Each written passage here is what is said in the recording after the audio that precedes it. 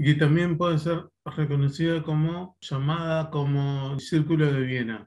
En realidad es un conjunto de intelectuales de principios del siglo XX que obviamente se reunían en la ciudad de Viena y que sentaron las bases para definir cuál era la tarea de la filosofía en relación con la investigación científica y que en la actualidad es considerada como el aporte fundamental para definir qué es lo que tiene que hacer la filosofía en esta área en su relación con el campo de la ciencia.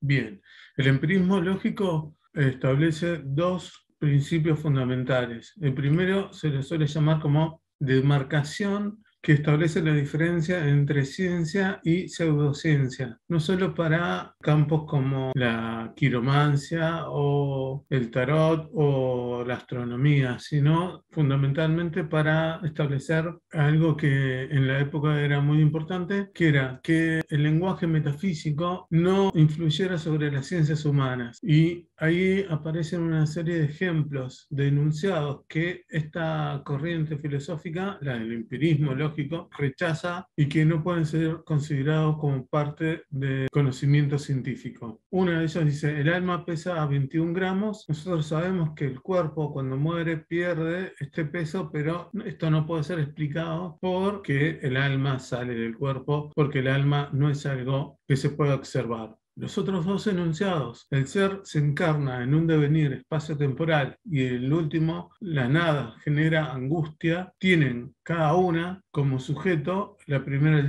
el ser y la segunda la nada, y que sin embargo no refieren ni a una cosa ni a una persona. El sujeto, para existir en el mundo de manera real, tiene que ser o una persona o una cosa. En cambio, el ser simplemente es un verbo y por lo tanto nunca puede ocupar el lugar de sujeto como si fuera una persona o un objeto. Con la nada pasa algo parecido. La nada en realidad es una referencia de cantidad, una cuantificación negativa, pero es una cuantificación. Se puede expresar algo como mucho, poco o nada. En términos científicos es poco preciso, pero es una fundamentación de una determinada expresión de cantidad y por lo tanto tampoco puede ocupar el lugar de un sujeto en referencia como si fuera una persona o una cosa. Esas son extralimitaciones que se toma el lenguaje metafísico y que estos filósofos del empirismo lógico quieren erradicar de todo el campo de las ciencias. Lo que ellos van a pensar como objetivo es crear una ciencia unificada. Esto no significa que las ciencias van a desaparecer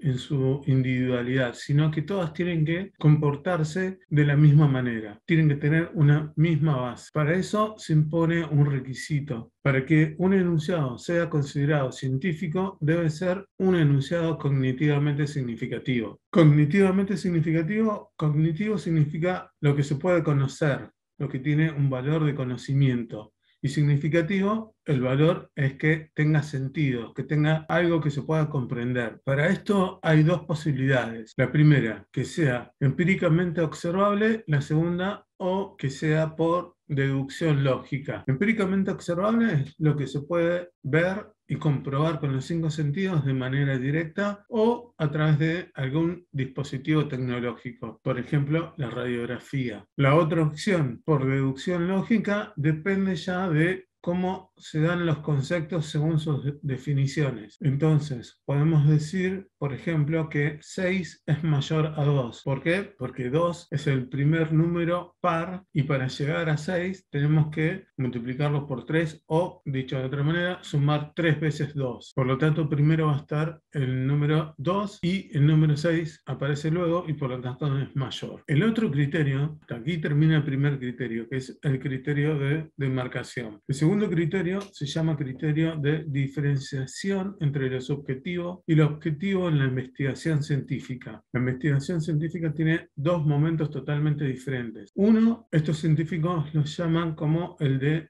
momento subjetivo lo llaman imaginación inventiva. Y el segundo momento, el momento objetivo, consiste en someter la hipótesis a contrastación. El primer momento no se puede estudiar. es algo que surge de manera individual en cada científico, casi de manera intuitiva. Esto no quiere decir que no tenga una base en sus estudios previos, sino que en función de todo lo que le preocupa y de todo lo que estudió, va a poder crear alguna hipótesis o alguna ley científica. Luego, esas hipótesis sí se pueden estudiar de manera lógica o de manera empírica en un laboratorio y ser comprobado y sometido a una contrastación, es decir, corroborar si es verdadera o falsa. A partir de esta diferenciación y poniendo el énfasis en lo que sí se puede estudiar, que es la parte objetiva, esta teoría va a ser una crítica a lo que se suele llamar concepción inductivista estrecha. Estos científicos van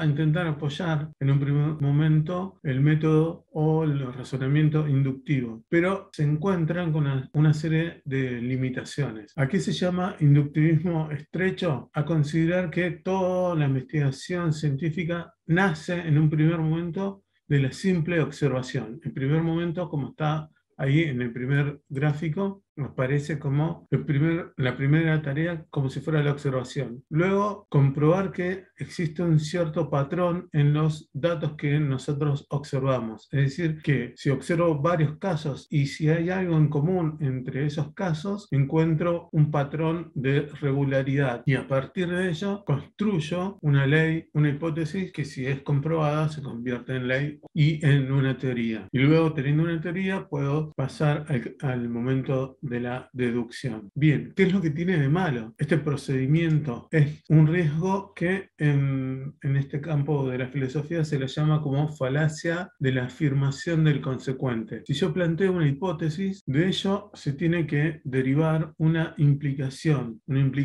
que se suele llamar implicación corroboradora. Ahora, si yo logro observar la implicación corroboradora, es decir, que esa implicación sucede realmente en el mundo y la puedo observar, yo tengo la tentación de afirmar como consecuencia general de mi razonamiento es que la hipótesis inicial era correcta. Pasemos a un ejemplo concreto. Si yo planteo como hipótesis, supongo que hoy va a llover y de eso planteo como implicación que es que si llueve el patio va a estar mojado. Ahora, esa sería la relación entre la hipótesis y la implicación. Ahora, si yo veo que el patio está mojado, voy a intentar concluir la hipótesis inicial y es que llovió. De eso puedo construir una ley general que es que siempre que llueve el patio va a estar mojado. Ahora, ¿qué es lo que tiene de riesgoso este procedimiento? Decir la afirmación de consecuente es que en un primer momento tenemos la hipótesis y después en el segundo momento la implicación. La hipótesis sería el antecedente y la implicación el consecuente. Si yo simplemente observo el consecuente que se corrobora, no puedo pasar inmediatamente por deducción lógica a creer en la afirmación del antecedente, de la hipótesis. ¿Por qué? Porque como está abajo del cuadro, dice que la implicación no siempre se debe a la hipótesis. Volvamos al ejemplo anterior. Si yo veo que el patio está mojado, no puedo concluir que por ello llovió. ¿Por qué? Porque las causas por las cuales el patio puede estar mojado pueden ser otras totalmente diferentes. Se rompió un caño de agua, baldearon el patio, etc. Pueden existir otras causas. Entonces, no siempre puedo derivar de la implicación la hipótesis que yo tenía. Ese es un riesgo que se comete cuando se sigue este tipo de razonamiento que se llama falacia de afirmación del consecuente. El otro componente, que es todavía más importante, no se puede corroborar la totalidad de los casos. Si yo digo, siempre que llueve el patio va a estar mojado, siempre va a tener que ocurrir de esa manera, y poniendo otro ejemplo, como el que habíamos puesto al principio, que si yo pienso, por ejemplo, en un metal que se lo coloca cerca de una fuente de calor, ese metal se va a expandir o a dilatar, tendría que hacer todas las comprobaciones con todos los metales, no solo en este mundo o en este planeta Tierra, sino en todos los lugares posibles del universo. Y también tengo que comprobar que en el tiempo pasado, desde el inicio del universo siempre ocurrió de la misma manera y que en el futuro, hasta el fin del universo, va a seguir sucediendo de la misma manera. Yo, como persona que tiene un límite temporal en su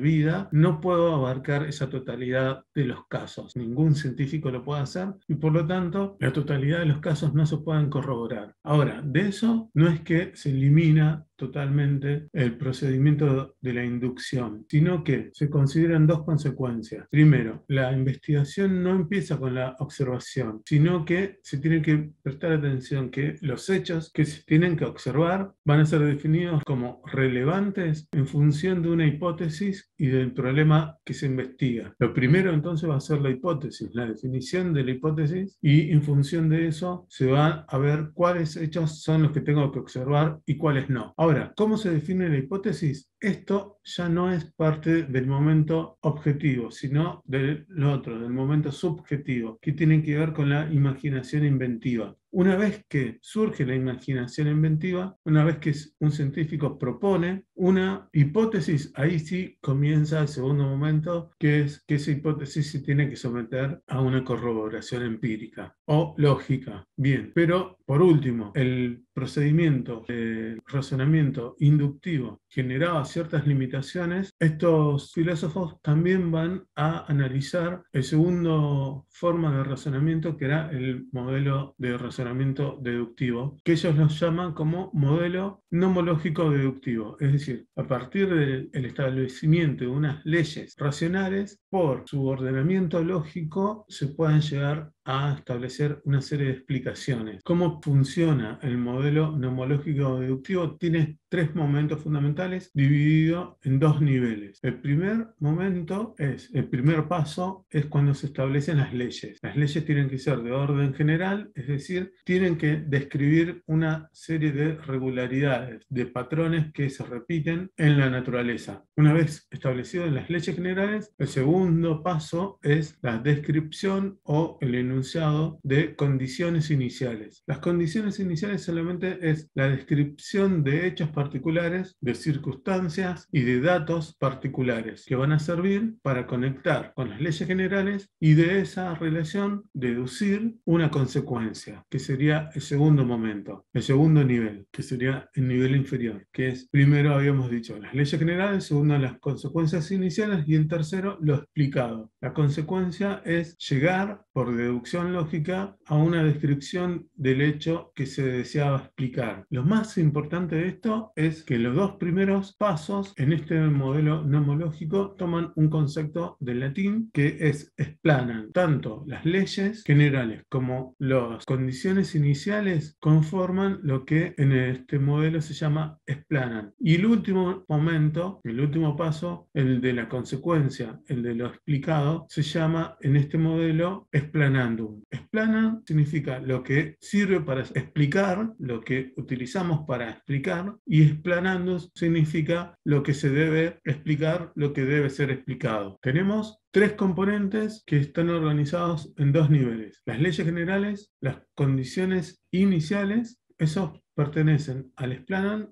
y el tercer componente, la consecuencia, lo explicado, pertenece al explanandum. Pasemos a un ejemplo para que lo puedan ver. Si yo digo, todos los metales se dilatan con el calor, este sería el primer nivel, el de la ley general. Después paso a una condición inicial, es decir, algo que yo puedo observar. Yo puedo observar que el hierro es un metal y de ahí surge la consecuencia, o este trozo de metal, que es un hierro, se dilata con el calor. Esa sería la conclusión. Los dos primeros, la de todos los metales, se dilatan con el calor, y el segundo, el hierro es un metal, pertenecen al explanam, mientras que lo que está debajo de la línea, este trozo de hierro se dilata con el calor, ese sería el explanandum. Dado estas dos diferencias, nosotros lo que vamos a hacer es trabajar con algunos ejemplos, y ustedes lo que van a tener que hacer es definir cuáles son las leyes, cuáles son las condiciones iniciales y cuál es la consecuencia. Hasta aquí lo que vamos a explicar respecto